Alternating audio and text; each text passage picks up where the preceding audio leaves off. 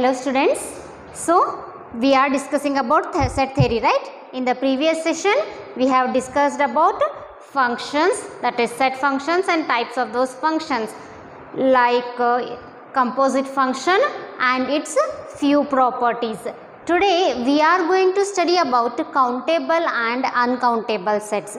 So before beginning with countable and uncountable sets, let us discuss few things. That is, we all know what is an equivalent set. We had studied in our previous sessions. That is, we can say two sets are equivalent. That is, if it is 1 1 and onto both, that is, they should be bijective function. Then A is equivalent to B. How we are going to write it? We have written equivalence, right?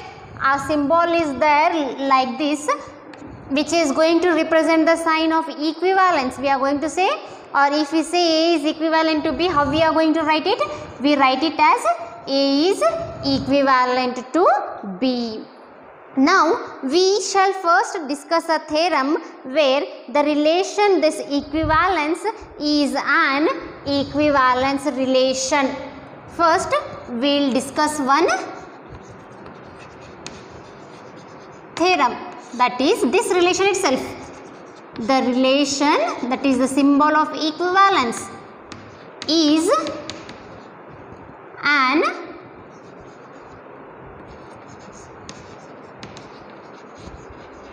equivalence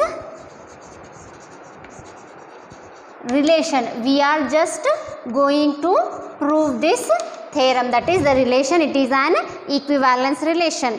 So to prove equivalent, we had studied that there are three steps. What are those three steps? It should be reflexive, it should be symmetric, and it should be transitive. If all these three conditions are satisfied, then only we can say that the equation or the relation is an equivalence relation. That is, this symbol equivalence will be an equivalent relation if it is, that is, this, that is equivalence will be an equivalence relation if it is, what are the three conditions? The three conditions is that first it should be reflexive, then second it should be symmetric, and the third condition is that it should be transitive. First we shall consider about reflexive. We are going to consider one set A with an identity relation, that is, for any set A, the identity function IA for any set A, the identity function IA, it is again from A to A. Then what we are going to say, if it is from A to A, is 1 1 and on to. If it is 1 1 and on to, is 1 1 and on to. We all know what is 1 1 function and on to function. It has been explained in our previous session. Then we are going to say that the relation or the set A is equivalent to the set A for any set A, that is, A is equivalent to A itself, that is, for any set A. So if it is equivalent for any set A, then we imply that this symbol, that is equivalence symbol, is reflexive. What we considered to prove the relation to be an equivalent relation, we know that it has three conditions: reflexive, symmetric, and transitive. How we proved the reflexive condition? We have taken A, B, any set whose identity function is from IA, that is index family of set from A to A, is both 1 1 and onto. If so, then it is true for any set A. Therefore, this equivalence is reflexive. Then now equivalence to be symmetric, what we are going to do? We want we say that let A be equivalent to B. The next we are supposed to prove is this equivalence is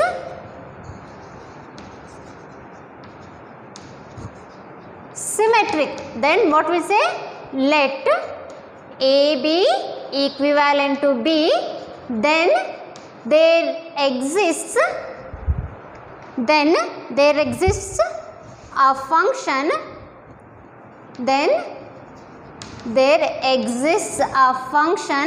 how it will be? A function f from A to B, a function f from A to B which is 1 1 and on to, from A to B which is 1 1 and on to. So what is going to happen if it is 1 1 and on to? Its inverse function, if it is 1 1 and on to, then its inverse function, that is f inverse from B to A, will also be going to be what? Is also 1 1 and on to, is also 1 1 and on to. If it is also 1 1 and we said the function f from A to B is 1 1 and on to, also its inverse function, that is f inverse from B to A, is also 1 1 and on to. If so, we are going to say that therefore B is equivalent to A. Let what we had assumed, A be equivalent to B, then we proved that B is also equivalent to A. See, that is, this is going to imply, since A is equivalent to B implies B is equivalent to A, this means what? This means that this equivalence symbol is symmetric. What it is? That is, A is equivalent to B implies B is equivalent to A. It implies this equivalence sign is symmetric. Next, we are going to prove that this equivalence is also transitive. To be transitive, what we are going to consider? We are going to consider let A be equivalent to B and B be equivalent to C. Then there exists 1 1 and on to functions. Let A be equivalent to B and B be equivalent to C. Then what is going to happen? Then there exists 1 1 and on to functions. 1 1 and on to functions, that is f from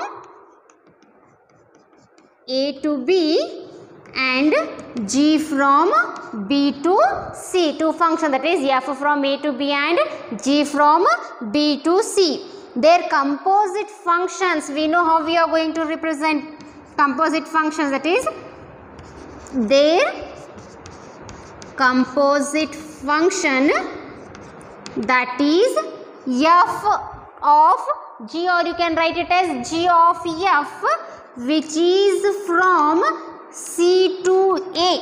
How we are going to write? This is from g of f, that is g of f which is from A to C. A composite function which is from A to C is also 1 1 and on to, is also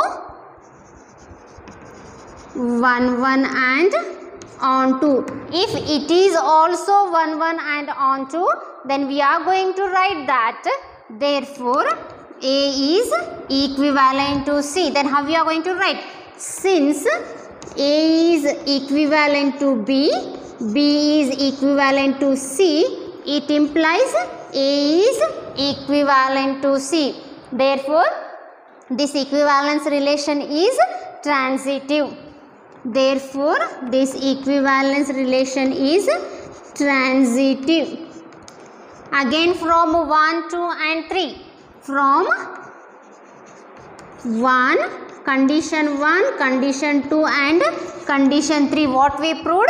This symbol is an equivalence relation. We were supposed to prove that the relation is equivalence is an equivalence relation. Hence we proved that it is an equivalence relation. To prove that, we proved equivalence is reflexive, symmetric and transitive. All the three conditions should be satisfied to prove that it is equivalence. Next, we are going to study about finite set and infinite set. This is the very basic concept. We all know what are finite set. That is a set which is either empty. How we can say, or how we can define a finite set? A set, it should be either empty or there should exist some subset. How it should be there?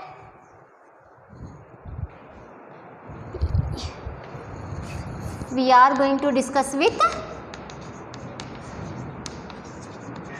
finite set. Now how we are going to define finite set? A set which is either empty or equivalent to a subset Nm. A set which is either empty or equivalent to a subset Nm. What it should be? It should be equivalent to a subset Nm of n. Then what we are going to say? Nm of n is said to be finite set. Nm of n. We know what this sign indicates. Nm of n is said to be a finite set. Is said to be a finite set. Thus what we are going to say? Thus A is finite if, or else how we can define? Thus A is finite if A is an empty set, or we can say that A is equivalent to subset Nm of n for some natural number m. What is small m? For some natural number m. To be finite, the set should be either empty or it should be equivalent to a subset Nm of n, where m is some natural number. This is how we define finite set. What about infinite set? When we are going to say a set is infinite, a set which is not finite is obviously called an infinite set. A is an infinite set. That is, if A is not equal to empty set and A is not equivalent to Nm of any natural number m's. How we can say? Simply, a set which is not finite is called as an infinite set. Infinite set. A set which is not finite is called an infinite set. Thus how we can write? Thus A is infinite if A is not an empty set, if A is not an empty set and A is not equivalent to, and A is not equivalent to Nm. What is Nm? What we have said it? It is Nm for any m belongs to the set of natural number. For any m belongs to n, that is natural numbers. If it is not empty or it is not equivalent, then we are going to say that the set is an infinite set. Next, we are going to study about denumerable set. What it is? Denumerable set. We can also call this denumerable set as enumerable, either denumerable or enumerable set. A set is said to be denumerable if it is equivalent to n, the set of all natural numbers. That is, when we are going to say the set A is said to be denumerable if it is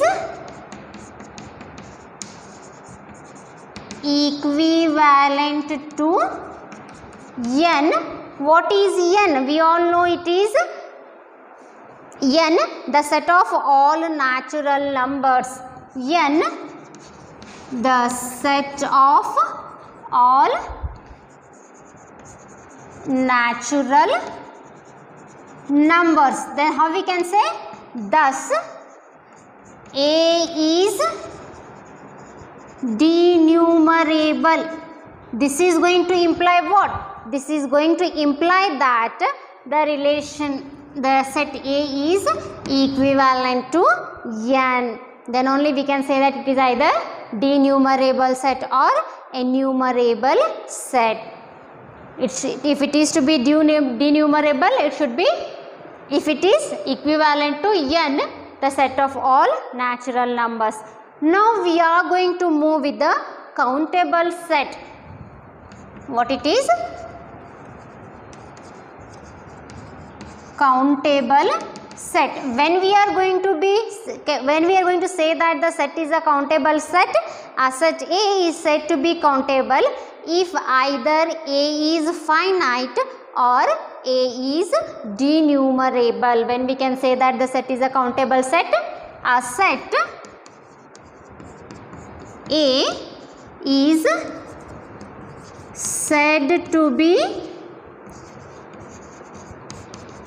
countable if either A is a finite set, if either A is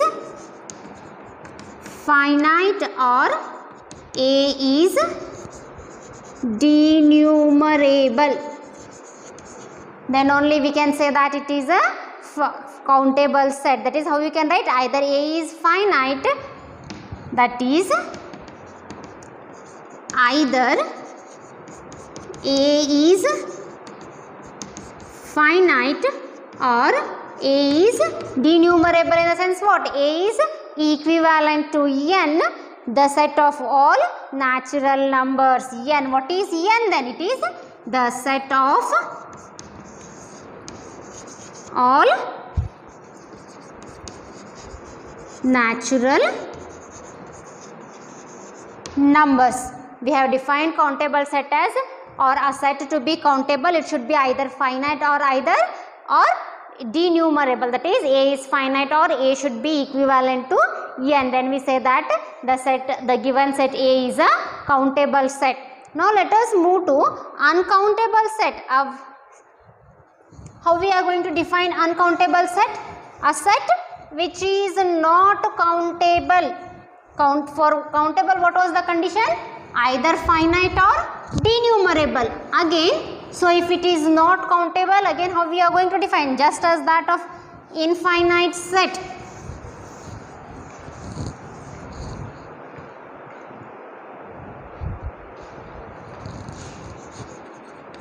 Uncountable. A set which is not countable is called as what? Uncountable set. A set which is not countable is called uncountable set. That is, the set A is either is not finite or it is not a set A is uncountable if A is not finite and A is not equivalent to n, that is a set A or the set A, thus a set A is uncountable if A is not finite and A is not equivalent to n, the set of natural numbers n, the set of all natural numbers. Countable, either it should be finite and A should be equivalent to n. For the set to be uncountable, not finite and not equivalent to n, where n is the set of all natural numbers. We defined countable sets and we have defined uncountable sets. Now let us move to one of the theorem. That is, the theorem given here is A is finite and B is a subset of A. Let us prove the theorem. What is the theorem given?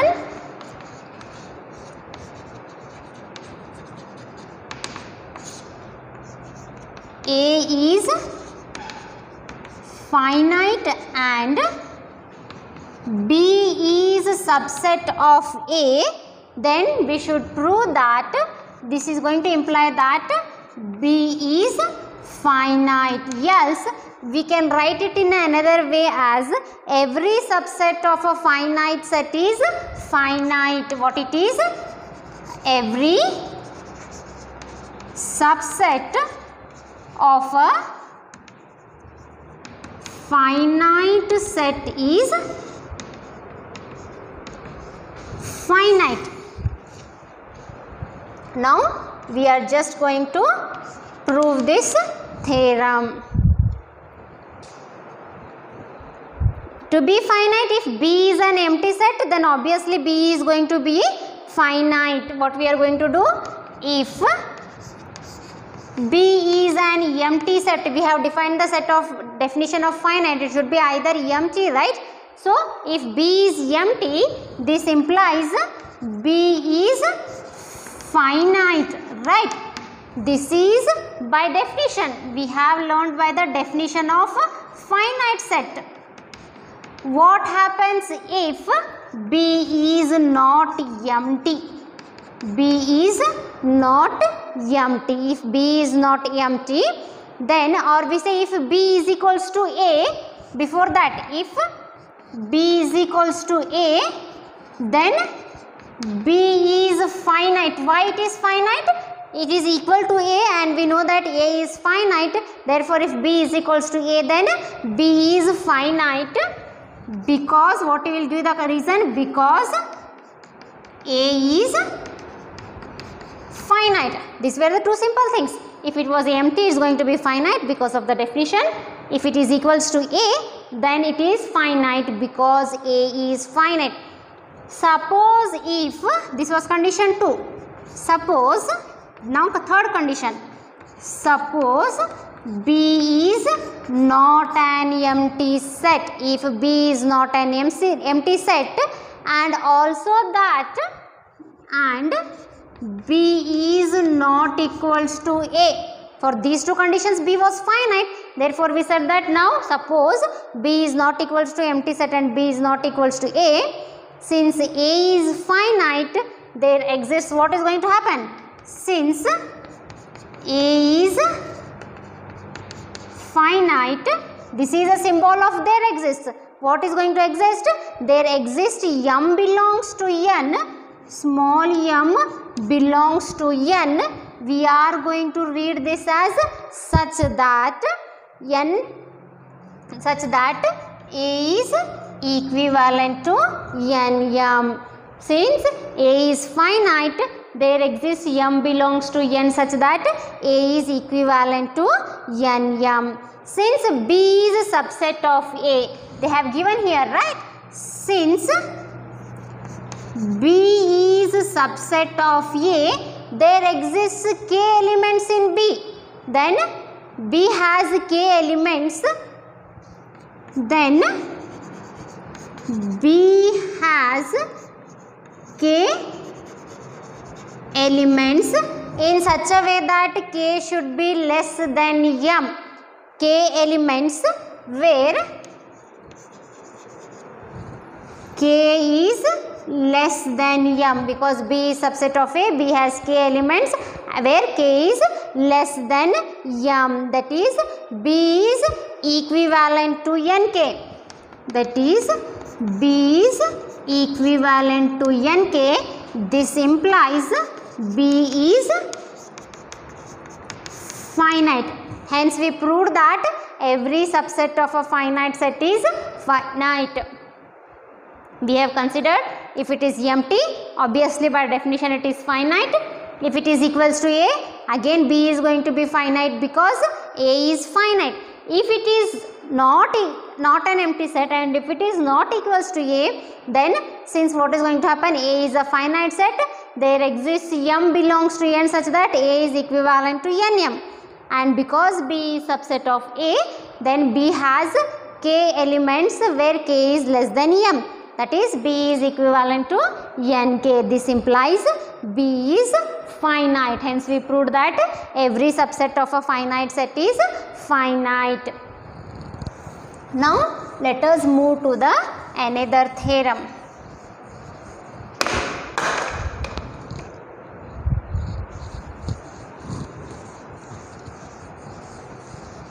What is the other theorem? A is finite and B is a superset of A.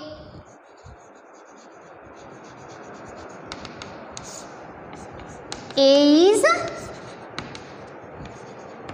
finite and B is a superset of A implies B is infinite. Else we can also say that every superset of an infinite set is infinite. How we can say? Every superset of an infinite set is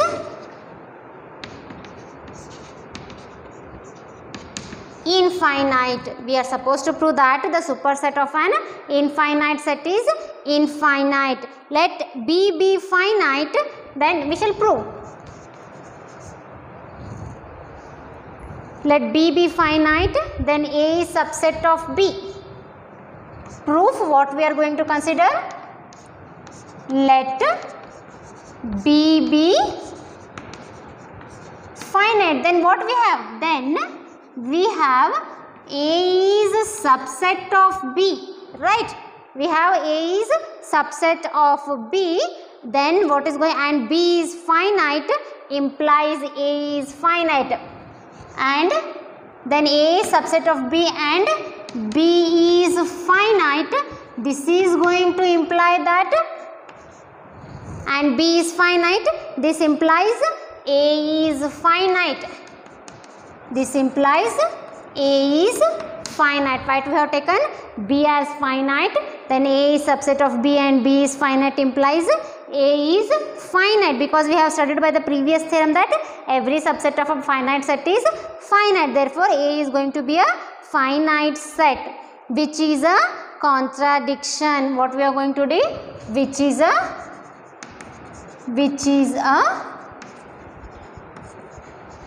contradiction. Hence, what we are supposed to prove? Proved. Hence, what we proved? Hence, B is infinite. We had considered it as finite, which got a contradiction since B is subset. What we have said, let B be finite, then A is subset of B and B is finite. This implies A is finite, which is a contradiction. Hence we proved that B is infinite. So by the method of contradiction we proved that B is infinite.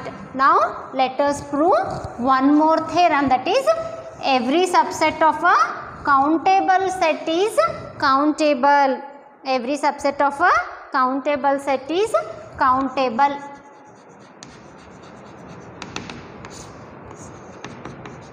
Every subset of a countable set is countable. We have defined the definition of countable, that is it should be either finite or either denumerable. Let us prove it. Proof. How we are going to prove it? Let A be a countable set, then what is going to happen? Then A is either finite or denumerable. Let A be a countable set according to the definition of countable set, then the set A, then set A is either finite or it should be denumerable. Then we can say that it is going to be a countable set. First case when A is finite. Case 1, what it is? When A is finite. Finite means what is going to happen? Since every subset of a finite set is finite, every subset of A is finite. Just now we have proved the theorem, that was the first theorem, that every subset of a finite set is finite. Since every subset of a finite set, every subset of a finite set is finite, what is going to happen? Every subset of A is finite. Every subset of A is finite, and if it is finite, then what is going to happen? If it is finite, hence it is countable. Hence countable. Hence countable. We proved if it is finite, it is going to be countable. Then again the case 2 will be when A is denumerable. Case 2, when A is denumerable. To prove, let what we are going to do here, A is equivalent to n, the set of all natural numbers. Here denumerable means what? Here A is equivalent to n, the set of, it is the set of natural numbers. How we can write? That is, let A is equals to A1, A2, A3, so on. We are going to write it like this, right? A1, A2, A3, so on. And what we are going to consider? And B is subset of A. Just we have considered A is equivalent to n, the set of all natural numbers, and we have considered a set A which is equals to A1, A2, A3, so on. And also we have considered that B is a subset of A. If B is a subset of A, then now we are going to prove subcase 1 and subcase 2. Subcase 1. What is subcase 1? It is if B is finite, then obviously B is countable. We don't need to prove that. If B is finite, then what is going to happen? Then B is countable. But what about subcase 2? Because we know that every subset of a finite set is finite, B is going to be finite, then B is countable. What about subcase 2? If B is infinite, what we are going to consider? If B is infinite, then we are going to consider an element where let n1 be the least positive integer. Let n1 be the least positive integer such that, how it should be? Such that an1 it should belong to the set B. How it should be? an1 it should belong to the set B. Since B is infinite, again what is going to happen? Since B is infinite, B will not be equivalent to what? Only an1. This will be not equivalent to an1. Again let n2 be the least positive integer. Let n2 be the least positive integer such that, what is the condition? an2 should belong to the set B. an2 is going to belong to the set B, and condition is that n2 is greater than n1 and n2 is greater than n1. Then since again B is infinite, since B is infinite, B is not equivalent to an1, an2. Continuing like this as much as possible, what we are going to get? Continuing like this, continuing like this, as many steps as we want. Continuing like this, B, this is going to be not equivalent, or you can write here as B is equals to an1, an2, an3, so on, where n3 is greater than n2, greater than n1. Then what is going to happen? Define a function f from n to b. Define function f from n to b. How is that function? Is by f of k is equals to ank. By f of k is equals to ank for all k. This again belongs to the set of natural numbers for all k belonging to n. Then f is 1 1 and on 2. Then f is 1 1 and on 2. So the function f, if it is 1 1 and on 2, this implies b is equivalent to n. Therefore b is equivalent to n implies b is denumerable. This implies b is countable. Let us just see once. Case 2 we had a is denumerable. Denumerable means a should be equivalent to n, the set of all natural numbers. We considered a set A and B be the subset of A. Again we got two subcases where either B is finite and B is not finite. If B is finite, then obviously B is going to be countable. But if B is infinite, we considered n1 be the least positive integer in such a way that an1 belongs to B. Then what has happened? Since B is infinite, B is not going to be equal to an1. Again we considered n to be the least positive integer. The condition is that n2 is greater than n1 and an2 should belongs to b. If so, what is going to happen? Since b is infinite, b is not equivalent to an1, an2.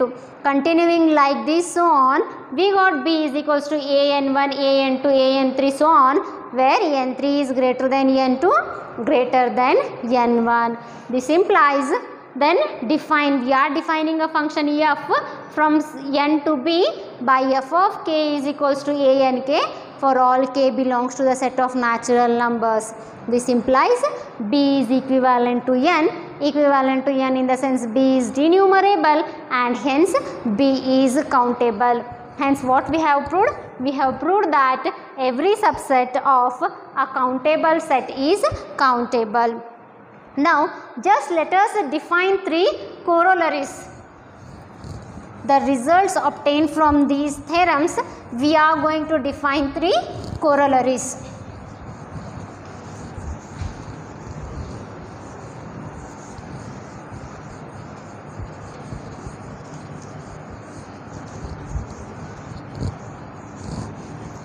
What are these 3 corollaries? Every infinite subset of a denumerable set is denumerable.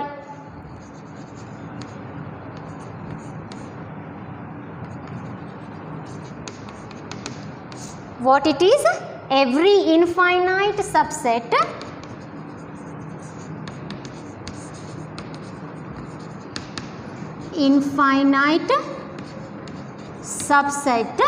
of a denumerable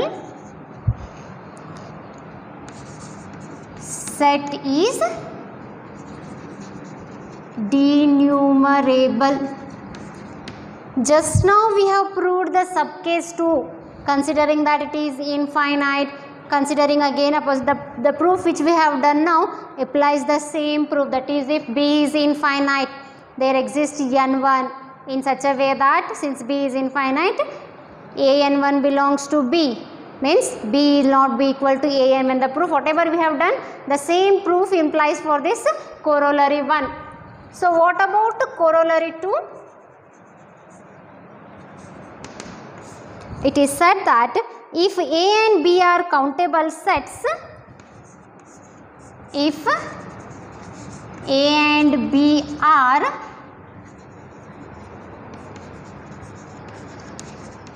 countable sets, then a intersection b is also, then a intersection b is also a countable set. See, a intersection b is a subset of a, right? What is going to happen? A intersection b, this is going to be the subset of a, and we know that a is, what they have given? A is countable. A is countable. If a is countable and if a intersection b is subset of a, then obviously what is going to happen? A intersection b is countable. Again we have one more corollary, which is every superset of an uncountable set. What it is?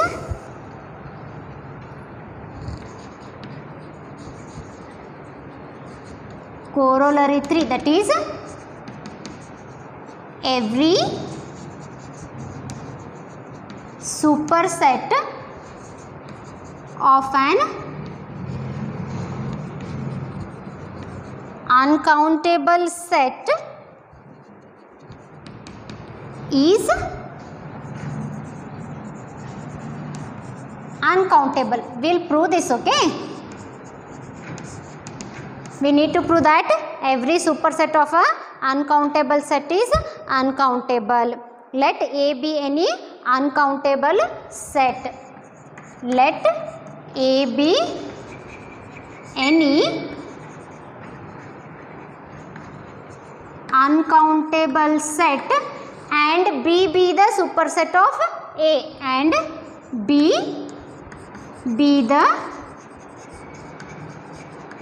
superset of A. What happened? And B be any superset of A. Suppose B and B be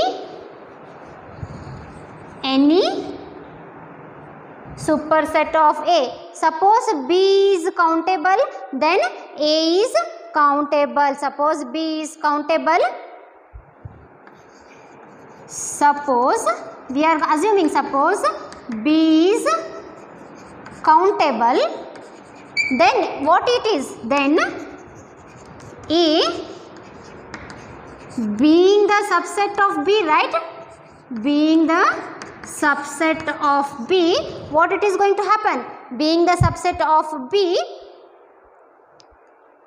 of a countable set must be countable, means subset of a countable set must be countable, right? Because we know every subset of a countable set is countable, means if then if B is countable, then A being subset of a countable set, that should obviously be countable. Then which is going to be the contradiction, because we have considered A be any uncountable set, which is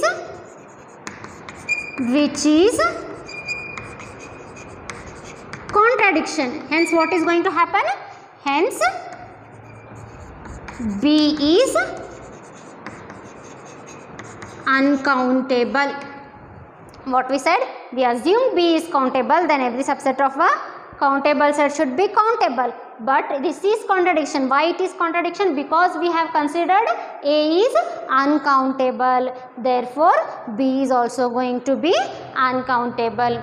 So, students, I hope you all are following these theorems of countable and uncountable sets. Thank you.